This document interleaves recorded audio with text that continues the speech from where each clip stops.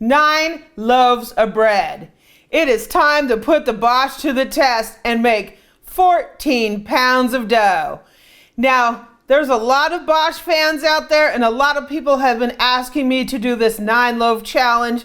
A few people on the internet have done it. I believe it originated from someone that owns a mixer shop in Utah somewhere, and now it's time for us to do it in the Amy Learns to Cook kitchen. So cooks, join me and let's rock this Bosch.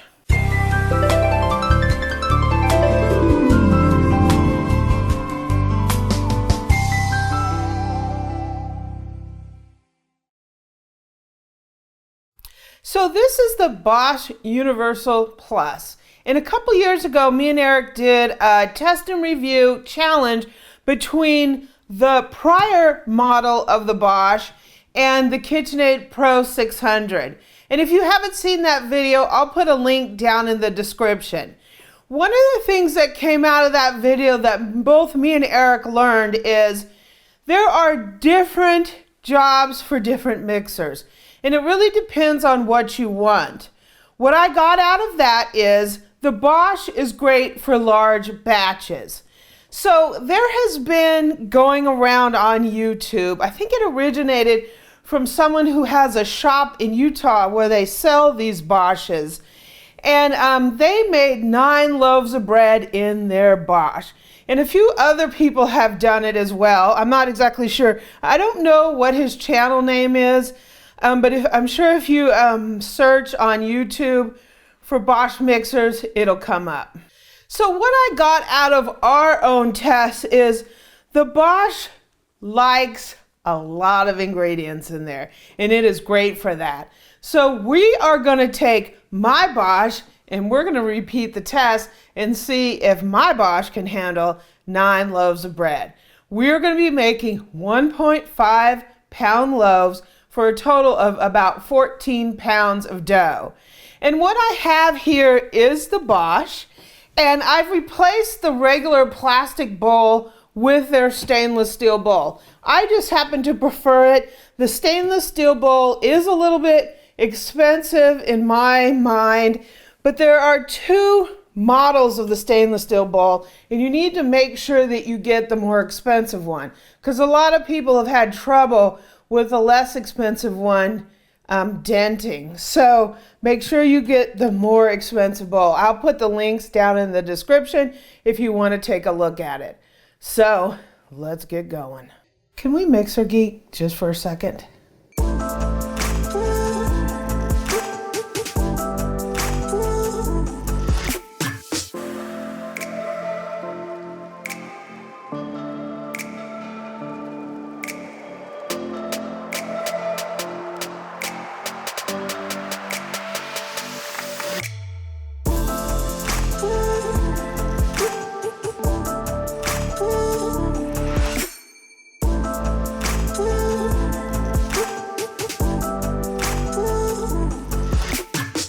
Sorry about that. So we're going to make 14 pounds of dough here. So we have a lot of ingredients. So the very first thing is we have a little bit of warm water. We're doing this using baker's percentages on my regular recipe. And we're doing it all in grams, so it makes it easier to figure it out. So we have 2,145 grams of water, which is a lot. It's over 8 cups, almost 10 cups.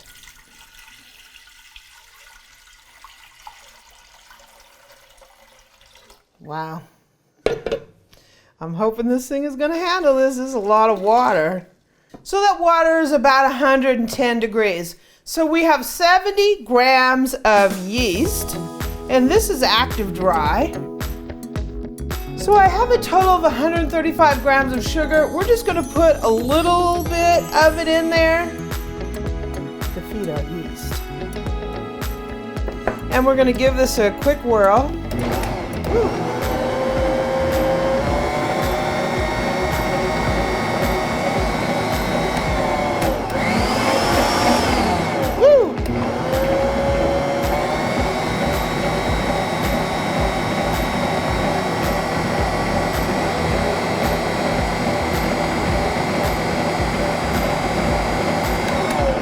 And we're gonna give this 5 minutes or so and let it proof. So our yeast is having a good time. We're gonna go ahead and put in the rest of the sugar. And we have 135 grams of butter. Woo! Yum. Right? That makes it yummy.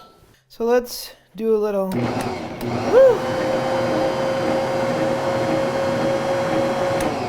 So we have 180 grams of non-fat dry milk.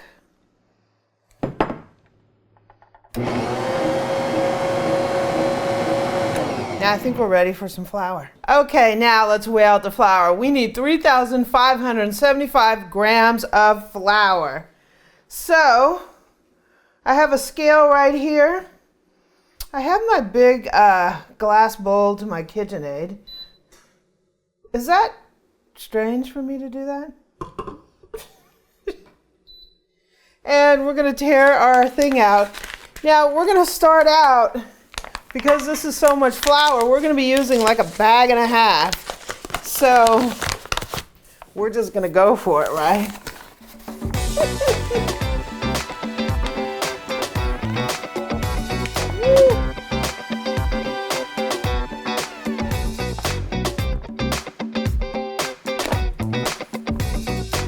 We are up at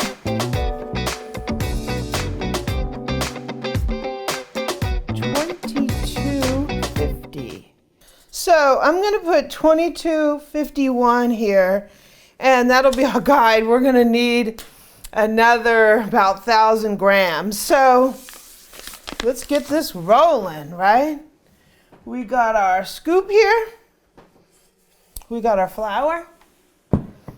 And we're going to start out just by putting some flour in here, and we're going to get this going.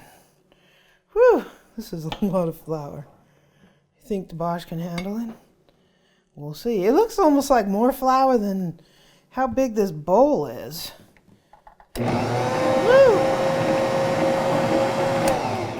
So I put a little bit of flour in there to start it off, and we're going to keep this party going. This is a lot of flour. Woo! Put the splash ring on. That would be a good idea.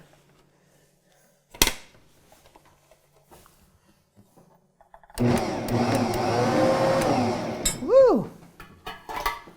My yeast is going crazy.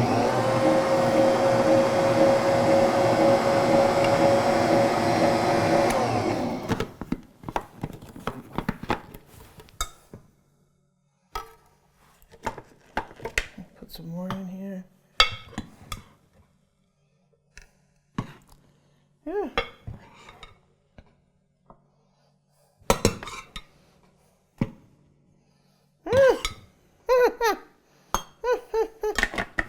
Let's put the ring on.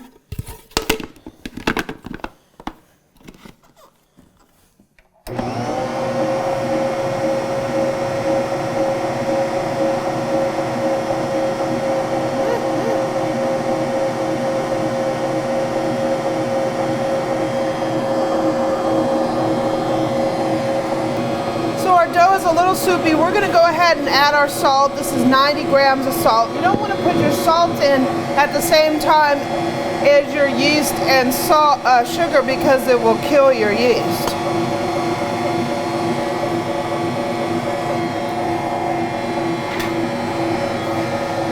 You guys think it's going to take all this flour?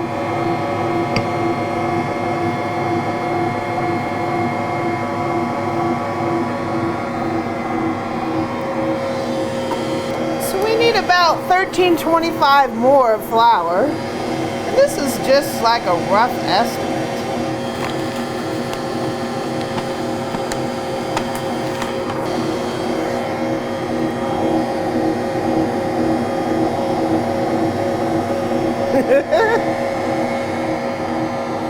We're still rocking and rolling. I currently have it on a 1.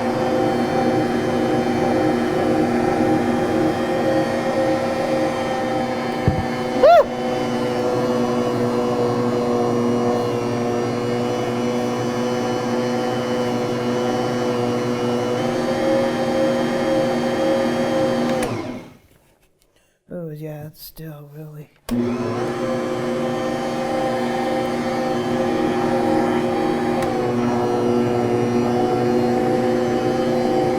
Holy cow. That's a lot of flour in there.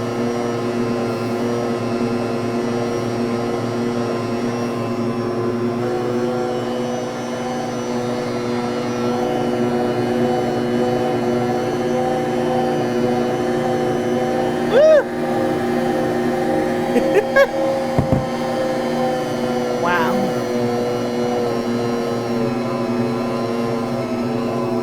It's bugging.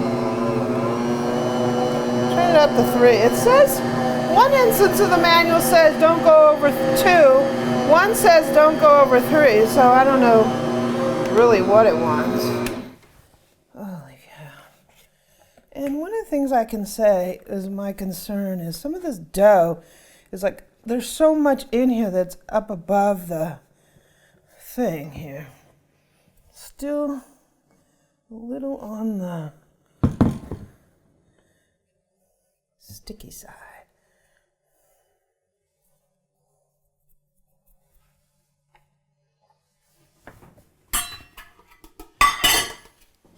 Let's spare the kitchen, right?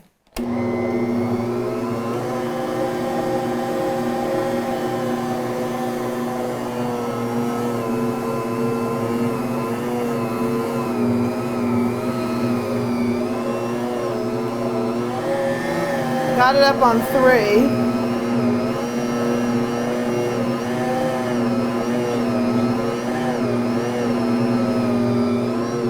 But let's see how sticky this is. Holy cow. One, this is a lot of dough. Where's the dough hook in here? It's still a little slightly on the sticky side, so let me put the rest of this flour in, and then we'll let the sucker knead and see what happens.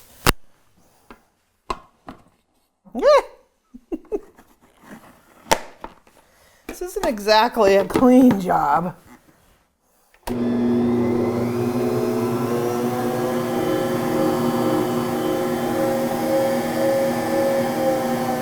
And we'll see what happens.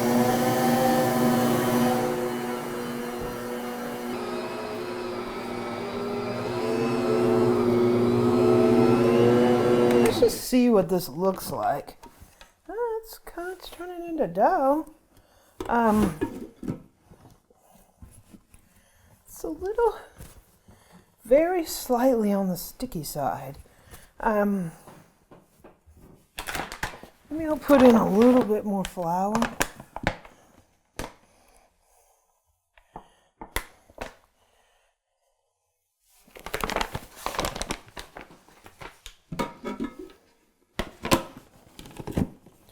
And we'll let it go. We're going to need to have this knead about 6 or 7 minutes. Woo.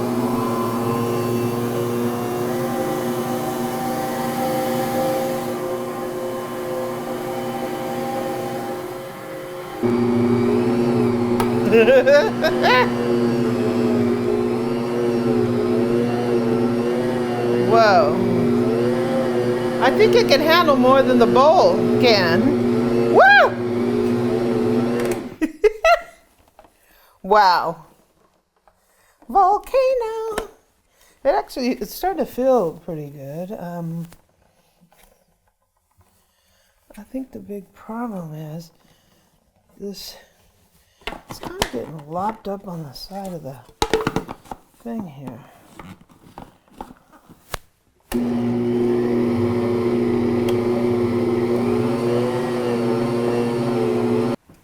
Let's see what we got here. One of the things is making this, I mean, the motor might be able to handle it, but it's an awful lot of dough for just the bowl. It's still awfully sticky. Let me see. A little flour on my hands and see what we got.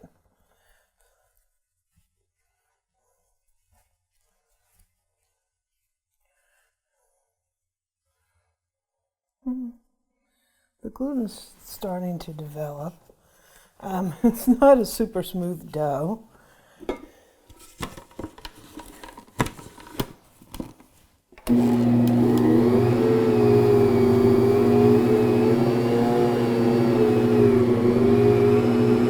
question is, how is it kneading?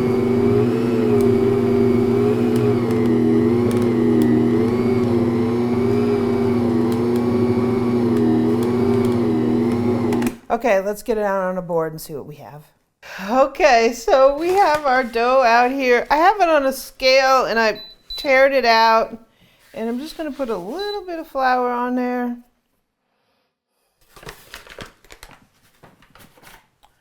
And let's see. Holy cow. I don't know if I'm going to be able to get this out of here.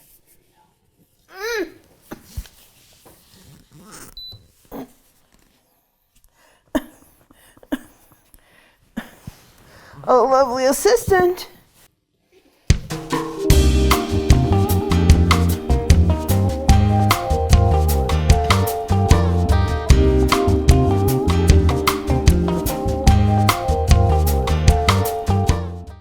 Okay, so after manhandling this massive pile of dough, it is 14 pounds, 14.4 pounds. So our target was 14 pounds and we're pretty much right there. Holy cow. So we're gonna knead this a little bit and we're gonna let it rise. Holy cow, look at this sucker. I mean, sheesh. That is some serious dough. Holy cow, look at that. It's a pretty nice dough. We can pull it like this and you see that stretchiness there? That's your gluten. Wah, wah, wah, wah. It's just a little slightly on the tacky side, no big deal really, because look at that gluten. Stretch. It's like Stretch Armstrong.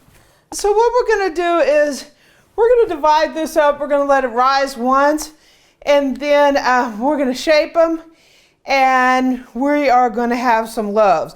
We are not gonna cook off all 9 of these loaves because I can't eat that many.